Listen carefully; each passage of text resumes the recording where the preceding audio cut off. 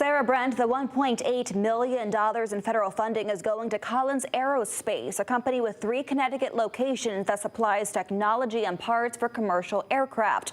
The money will specifically be used to build fuel pumps that are compatible with sustainable aviation. That's a less polluting alternative to fossil fuel.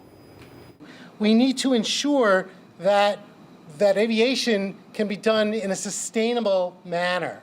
A nearly $2 million investment to create sustainable fuel for airplanes, and what Connecticut leaders say is a step toward flying the aviation industry out of the climate crisis. We're on the cusp of a major breakthrough in aerospace technology. Literally, for the first 100 years of aviation, we've only been in the air as human beings for 100 years. Think of it.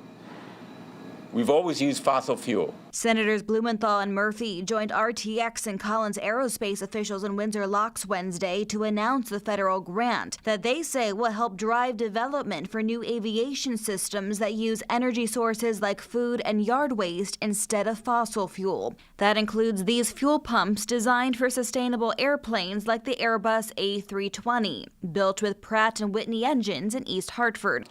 This is a really important project because the aviation industry has set this really bold goal of getting to net zero.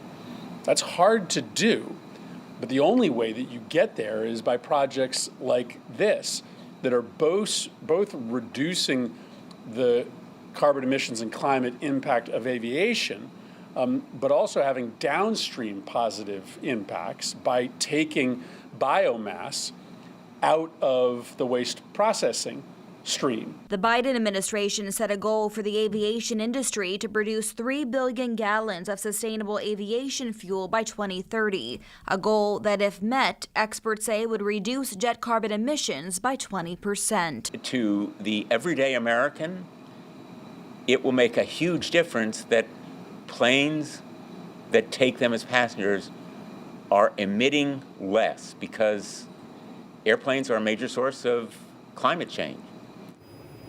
Skeptics of sustainable fuels say the aviation industry has failed to meet ambitious climate benchmarks in the past. For instance, the International Air Transport Association hoped that sustainable fuel would account for 10% of total jet fuel by 2017. Obviously, we've passed that and have made little progress. Today, that number is just 0.2%, so still a long way to go before we make a meaningful impact. Brent, Sarah.